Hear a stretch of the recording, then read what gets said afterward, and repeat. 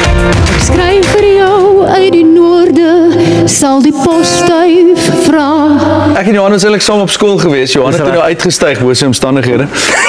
Ek het nou maar hier opgeëindig. En the rest is history. En my sussie sê, die Here het vir ons iemand gestuur om vir ons kos te maak en hy draai so om en hy sê, die Here het verkeerd gestuur. In 'n groot skool wees. In die groot skool, dit maak nogal sin.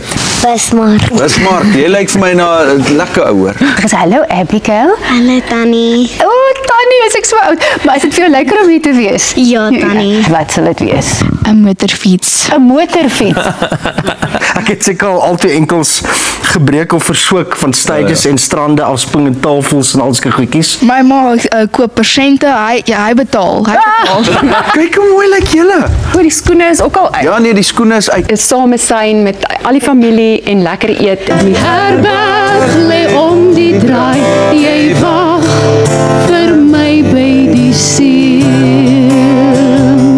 Dank Vader, hulle het hulle ma se looks gekry. Nee. 'n Geseënde Kersfees in Russies. Strasjestwom. Okay, ek gaan dit nie kan herhaal nie. Sê geweet? Strasjestwom. Strasjestwom. Ek het waarskynlik nou iemand gevloek, maar dit is ook okay. Ja. Jy wil nie meer hier so wees nie. Loa, jy jok. Mia het 'n prentjie geteken van Oepsie. Nee, hy help jou as jy oepsies maak. Papa is kwaaier, maar mamma gee harder pak slaap. My naam is Gideon. Gideon, dis die grop by julle. Ons gaan bietjie see toe. Die